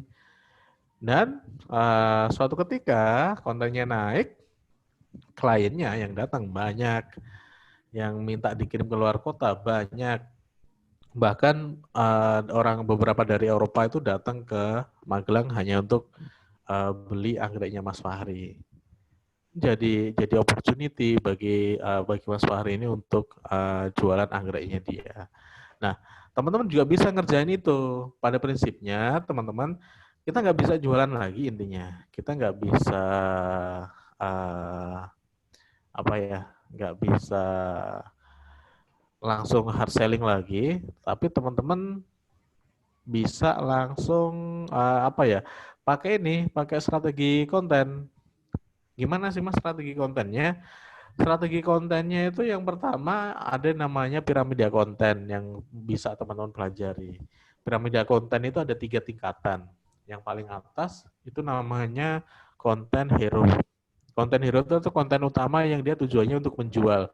Ya teman-teman punya foto produk, kasih harga, kasih keterangan, cara belinya gimana. Itu konten hero. Terus yang kedua, tingkatan kedua ada konten yang namanya konten hub. Konten hub ini konten apa? Konten yang dia nggak langsung jualan, tetapi masih ada kaitannya dengan produk. Misalnya proses produksi, misalnya cerita tentang karyawannya yang sedang ngerjain apa. Nah, itu konten yang namanya hub atau penghubung. Yang ketiga, tingkatan ketiga, ada konten yang namanya konten hygiene atau konten yang lebih rutin. Konten seperti apa ini, Mas? Mirip-mirip dengan konten hub, tetapi dia lebih agak luas lagi. Misalnya, teman-teman itu punya bisnis catering, atau punya bisnis cake kayak gitu ya. Nah, teman-teman bisa bahas tentang jenis-jenis cake dari berbagai Indonesia. Mulai dari Aceh misalnya, ada cake apa, ada kue tradisional apa. Atau misalnya teman-teman bisa berbagi resep cara membuat berbagai macam kue. Nah, itu contoh konten hygiene. Nah, teman-teman, semakin ke atas, semakin hero, semakin konten utama yang isinya jualan, itu jumlahnya sedikit. Jadi kalau teman-teman setiap hari jualan, nah jualannya itu boleh, tapi nggak sering-sering. Nah, saya ada rumus nih. Rumusnya sharing, selling. Berbagi sharingnya 3 kali, upload, sharing, upload, sharing, terus baru upload jualan produk. 3 kali sharing, terus sekali selling. Nah, ini rumus. Ya, ini apakah rumusnya baku? Enggak, rumusnya enggak baku. Tapi pembelajaran kami seperti ini. Semakin banyak sharing, itu semakin bagus. Nanti toh juga si audien itu bakal nyari, teman-teman bakal di frame-nya dia tuh bakal berpikir bahwasanya teman-teman itu ahlinya. Bahwasanya teman-teman tuh concern-nya di bidang ini. Bahwasanya teman-teman teman-teman itu jualannya kayak gini. Nah, nanti kalau memang dia butuh, dia akan nyari teman-teman. Nah, makanya sharing, selling. Terus berikutnya, konten itu ada jenis atau berdasarkan tujuan. Ada 3 jenis paling tidak berdasarkan tujuan. Ada banyak sebetulnya, tapi aku bagi aja jadi 3. Yang pertama, konten untuk membangun brand awareness. Maksudnya brand awareness itu gimana, Mas? Konten untuk membangun apa ya? Untuk mengenalkan produknya teman-teman. Yang penting tujuannya adalah orang itu tahu, orang itu paham bahwasanya teman-teman itu ada. Terus konten yang kedua, tujuannya adalah untuk membangun brand image. Brand image sama brand awareness bedanya di mana, Mas? Nah, bedanya kayak gini. Misalnya, kalau saya tanya, tahu nggak sepatu Nike? Pasti teman-teman sebagian besar akan menjawab tahu. Nah, pertanyaannya lagi, sepatu Nike itu sepatu yang gimana sih? Olahraga. Olahraga, apalagi? Casual. Casual, apalagi? Apa ya? Nah, itu maksudku. Yang pertama, pertanyaan pertama tadi, tahu nggak sepatu Nike? Tahu. Itulah brand awareness. Hanya sekedar tahu saja bahwasanya teman-teman itu ada. Nah, kalau brand image, ya hanya nggak sekedar tahu, tapi dia paham bahwasanya produknya teman-teman itu gimana. Kayak tadi pertanyaannya, Nike itu sepatu yang seperti apa? Casual, olahraga. Nah, itu kan brand image. Nah, sama dalam membuat konten pun juga seperti itu. Kalau konten untuk brand awareness ya yang penting orang tahu aja, teman-teman hadir aja di internet agar mereka paham, mereka merasa bahwa saya teman-teman itu ada. Tapi kalau untuk konten untuk brand image, teman-teman harus mikir sebetulnya image atau persepsi apa sih yang akan saya bangun terhadap produk. Nah, itu diterjemahkan dalam bentuk konten. Contoh, misalnya teman-teman itu punya kue tapi non gluten. Nah, kue non gluten.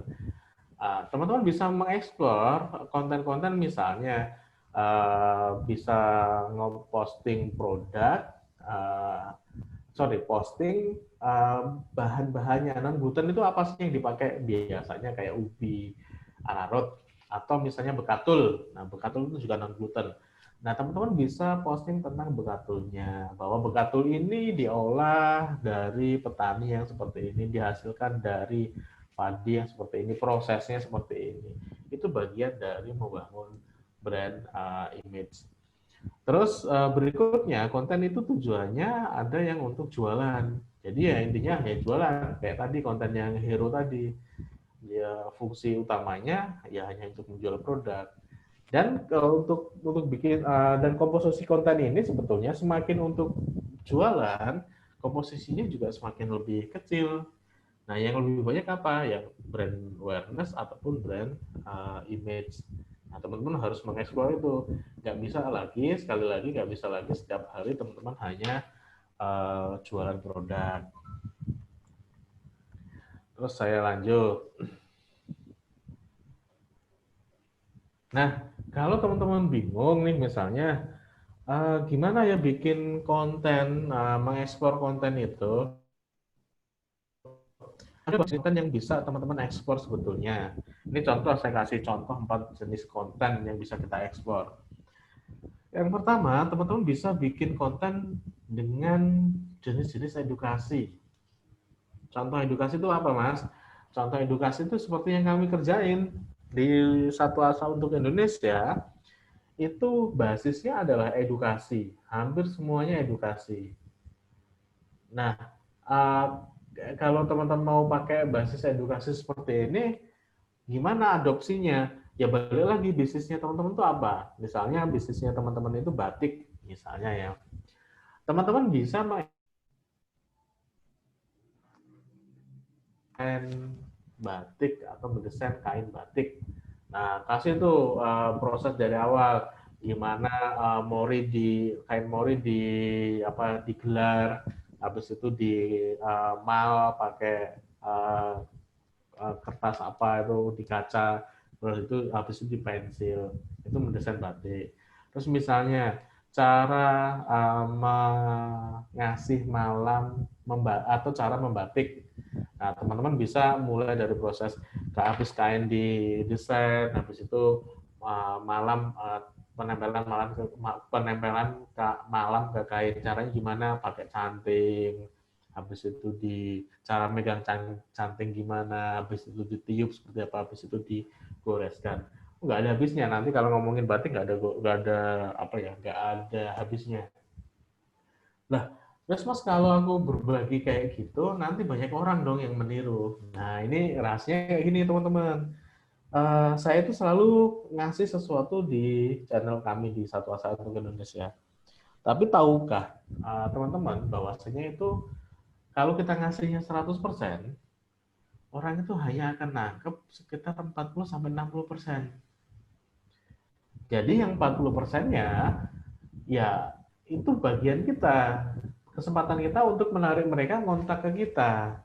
Makanya aku bikin kayak tadi Instagram ad, Facebook ad, itu memang saya kasih semuanya, tetapi mereka hanya akan nangkep yang namanya sekitar 40 atau 60%. Kalau mereka butuh lebih dalam, silahkan loh aku taruh nomor kontak di sana. Nah, hubungi aja ke kami. Nanti adminku langsung ngirimi. Selamat datang kakak, bapak ibu, kami informasikan biasanya bahwasanya untuk konsultasi tarifnya 50.000 per konsultasi. Nah, ya kayak gitu yang datang per hari banyak. Nah, maksudku teman-teman bisa eksplor kok kayak gitu model-model konten yang edukasi. Terus konten berikutnya yaitu menghibur. Contoh menghibur tuh gimana, Mas? Bikin konten giveaway, bikin konten kuis, itu menghibur. Apa yang lucu-lucu misalnya storytelling, cerita tentang perajin, cerita tentang simbah siapa yang dia bikin kain tenun khasnya Lombok misalnya. Nah, itu bagian dari proses menghibur.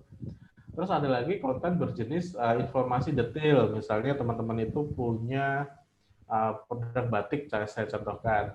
Teman-teman bisa ngasih informasi, batik itu nggak boleh loh di matahari langsung, nanti warnanya bakal pudar. Nah, atau misalnya kasih informasi tentang cara merawat cara mencuci si baju batik, kan nggak boleh pakai deterjen. Nah, itu informasi. Atau cara penggunaan.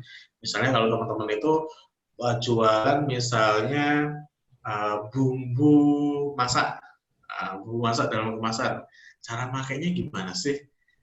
Diterangin informasinya. Oh, yang pertama silakan larutkan bumbu ini atau tepung ini dengan air sekian, bla bla bla bla. Itu bagian dari informatif.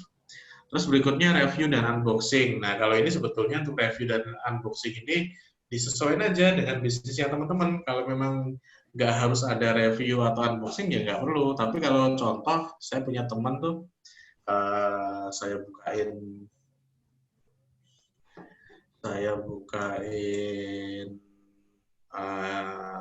YouTube. Saya punya teman nama sebentar.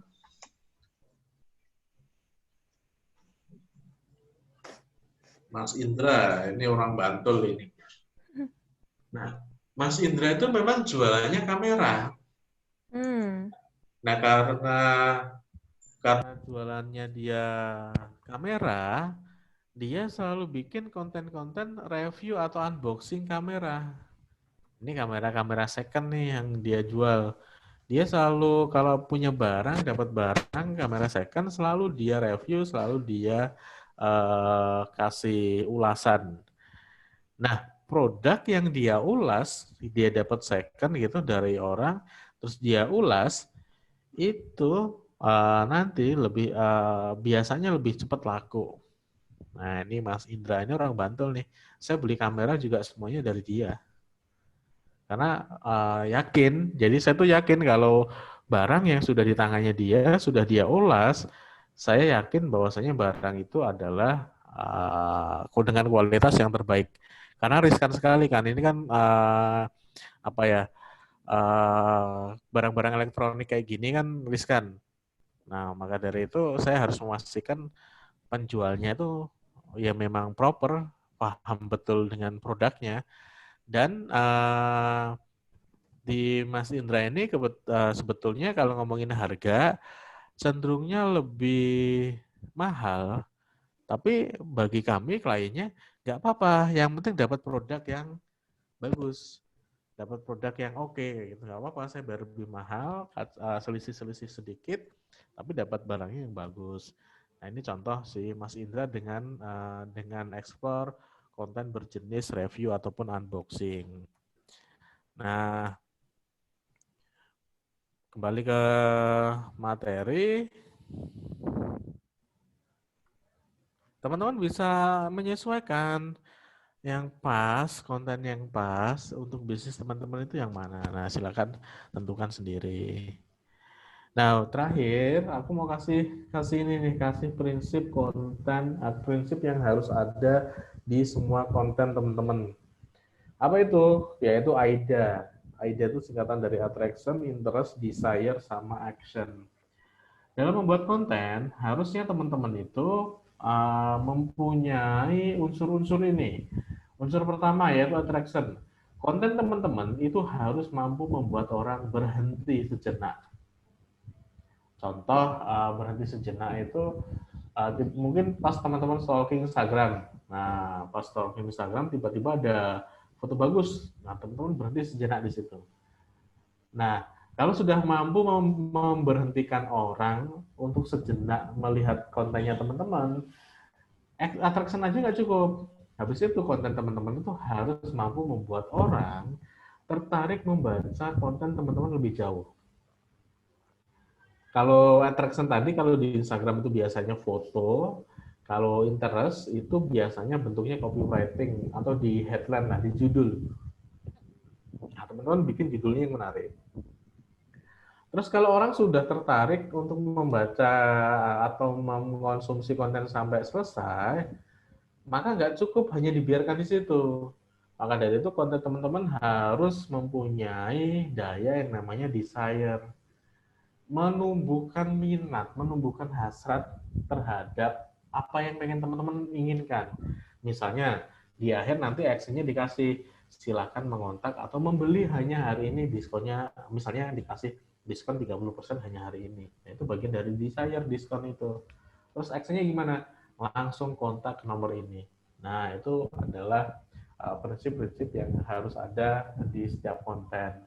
Pertanyaannya, apakah semua konten harus seperti ini, Mas? Nggak harus, tapi ketika teman-teman mampu menerapkan AIDA ke semua konten teman-teman, itu akan semakin bagus. Nah, aku punya teman nih, namanya Mbak Mega, mitraku juga, timku juga di WhatsApp Indonesia. Nah, itu jualannya coklat dalam. Coklat dalam ini coklat yang dia dedikasikan untuk mengangkat budaya-budaya di Indonesia. Kalau lihat packingnya itu mulai dari packing batik sampai packing mainan anak-anak ada di sana. Karena memang konsepnya adalah brandingnya adalah coklat budaya. Nah, si Mbak Mahabir di setiap konten coklat dalam ini, beliau ini selalu pakai strategi AIDA atau pola-pola AIDA. Kalau di contoh konten ini, yang pertama, attraction itu ada di gambar. Coba cek gambarnya. Itu kan desainnya didesain khusus, nggak hanya asal foto produk terus di posting. Foto produknya pun dibuat khusus agar lebih bagus, kayak gitu. Terus interestnya ada di judul atau tagline. Wadah unik, rasa unik. Terus elemen yang ketiga yaitu desire, itu menumbuhkan hasrat untuk segera membeli atau segera mencicip si coklat dalam. Pastikan coklat tanda hati Hayati sudah kamu dapatkan ya. Nah, terakhir elemen action. Ada di mana actionnya? Kebetulan dia sedang berpameran di BSD Tangerang, Hartono Mall ataupun Duta Mall Banjarmasin.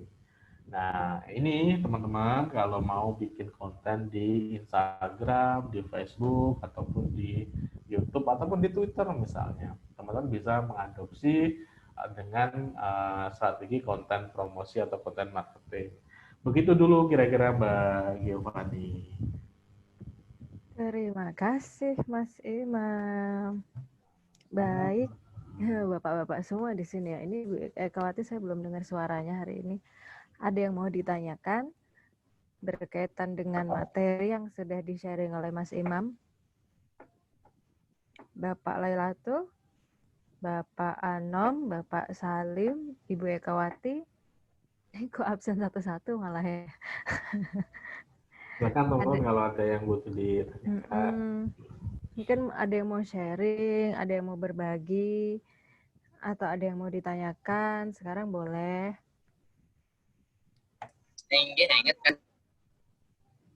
Gimana Bapak Anom?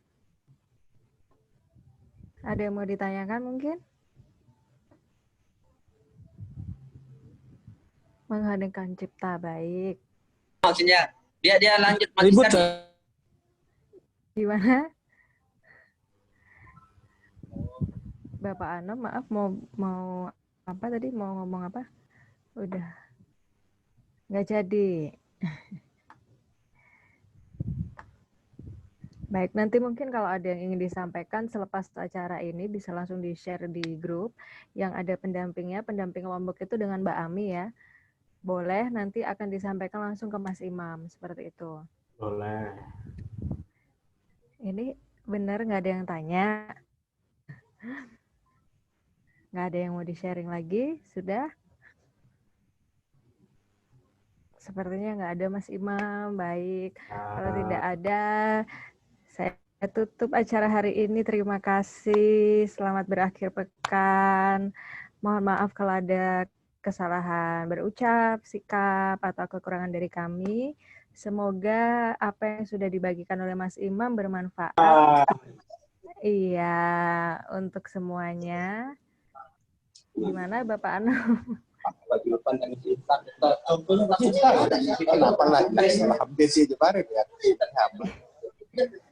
Baik. Oh, nggih. Amin. Amin.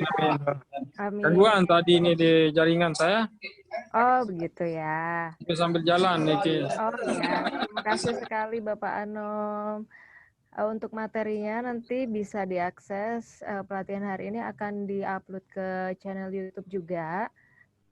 Nanti akan di-share oleh pendamping masing-masing dan juga akan di-share di baktiumkm.id. Jadi Bapak Ibu sekalian yang mungkin hari ini terlewat bisa mengulang kembali apa yang sudah di-share oleh Mas Imam melalui dua akses tersebut. Terima kasih kembali atas kebersamaannya. Saya pamit dulu. Yang kita minta materinya nanti Mbak, nggih? Ya, boleh Pak. Kirim materinya yang tadi. Ya, Karena oke, ini memang gangguan di sini. Oke. Dan minta nomor kontak Masnya nanti untuk saya konsultasi niki. Ini kayak kemarin juga saya minta, dan sebelum kemarin saya nggak ngerti cara di Facebook untuk upload iklan, saya minta nomor kontak pematerinya. Boleh. Dan malamnya saya diajarkan. Nah sama juga saya minta nanti nomor nike. Mas Imam ada nomor yang bisa di-share untuk Boleh. Ya. Saya share di kolom chat box ya Bapak Ibu sekalian. Berapa Mas? Sama Bu Ami aja nanti saya minta. Biasanya sama Mbak Ami saya minta kontaknya. Boleh, nanti Oh minta gitu sama Mbak ya. Ami aja dikasih nomor. Mbak Ami sudah punya nomornya, nanti langsung aja chat di grup. Tapi ini sama Mas Imam sudah di-share di kolom chat juga. Siap. Gitu. Siap, Mas. Terima kasih atas kebersamaannya. Kami pamit undur diri dulu. Selamat siang, sampai jumpa lagi. Bye-bye. Selamat siang. Siang. Bye-bye semuanya. Bye semua. Bye Mas Imam. Sampai ketemu. Ya, siap. Ya, saya akhiri. Ngomong nyoto.